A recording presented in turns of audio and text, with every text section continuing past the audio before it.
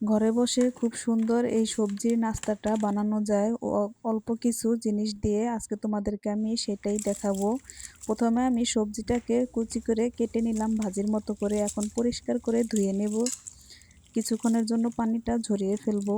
এই তো আমাদের সবজিটা এখন ধোয়া হয়ে গেছে। আর এভাবে কিন্তু আপুরা বাচ্চাদেরকে নাস্তা বানিয়ে দিলে বাচ্চারা একদম খেয়ে ফেলবে।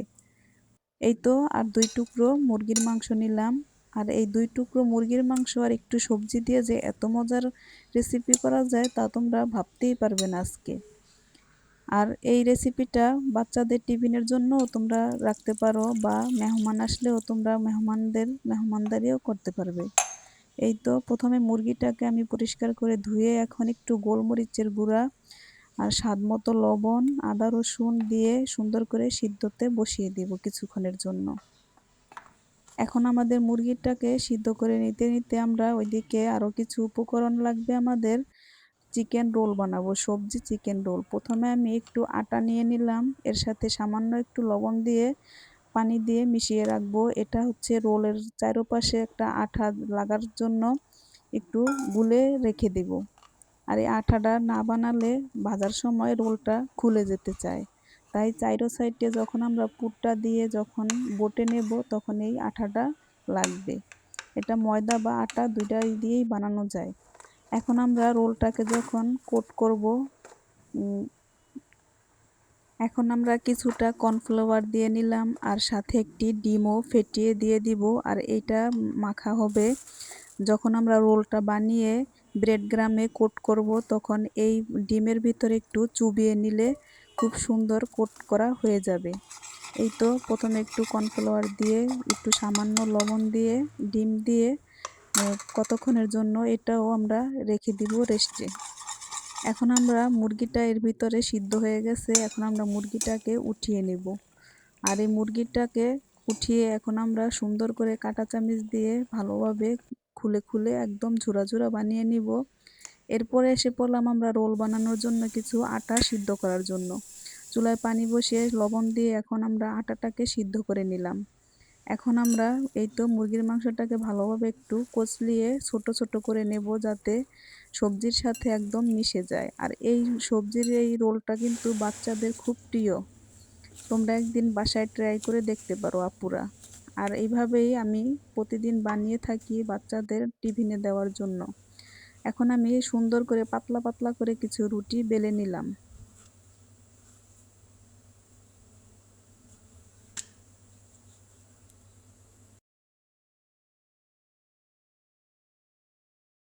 এই তো এখন ব্রেড গ্রামটাও রেডি করে রেখে এখন চলে আসলাম আমরা সবজিটা রান্না করতে। আমি বাটার দিয়ে পেঁয়াজটাকে ভেজে নেব, পেঁয়াজ আর সামান্য কাঁচামরিচ, তোমরা চাইলে সয়াবিন তেল দিয়েও ভাজতে পারো। আর এই তো এখন আমাদের হালকা পেঁয়াজটা ভাজা হয়ে গেছে, এখন দিয়ে দিব আমাদের সেই কেটে রাখা সবজিটা। সবজিটা যখন আধা সিদ্ধ হয়ে যাবে এখন আমরা স্বাদ মতো একটু লবণ দিয়ে দিব। আর দিয়ে দিব কাঁচা ক্যাপসিকাম, সবুজ ক্যাপসিকাম। এখন আমাদের সবজিটা প্রায় হয়ে গেছে, এখন আমরা সেই সিদ্ধ করে রাখা মুরগির মাংসটাও দিয়ে দিব।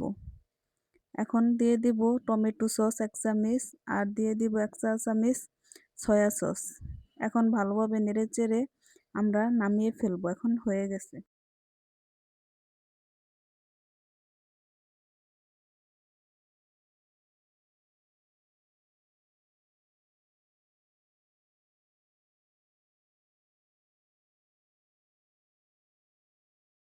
এখন আমরা সেই হয়ে গেছে যেই সবজিটা, এখন আমরা কিছুটা মেয়োনেজ দিয়ে নিব। মেয়োনেজটা দিলে খুব মজা হয়, তোমরা চাইলে নাও দিতে পারো, আমার আছে বাসায় তাই দিয়ে দিলাম।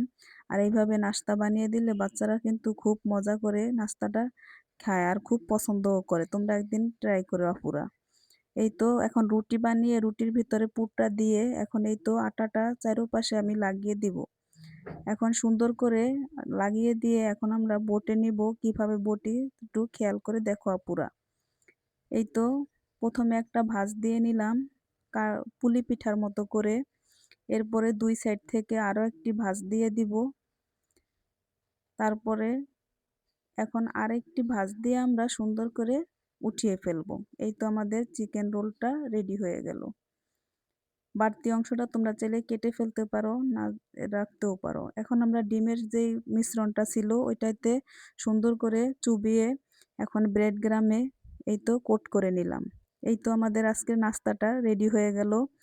এখন এইভাবে তোমরা চাইলে ডিপ ফ্রিজে রেখেও খেতে পারো। আর এই তো আজকে আমাদের রোলগুলা সব বানানো হয়ে গেছে। এখন কিছুটা আমি ডিপ ফ্রিজে রেখে দেব। আর এই নাস্তাটা দিয়ে তোমরা মেহমানদারি করতে খুবই সুন্দর করে পারবে, আর বাচ্চাদের টিফিনে তো অবশ্যই দিতে পারবে। এখন আমি কিছুটা ফ্রিজে রেখে দিব আর কিছুটা ভেজে নিব।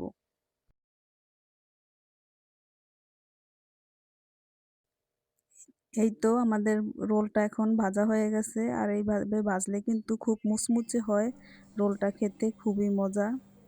আর টমেটো সস দিয়ে এইভাবে রোলটা খুবই মজাদার একটি খাবার। ধন্যবাদ সবাইকে পুরো ভিডিওটা দেখার জন্য। আল্লাহ হাফেজ।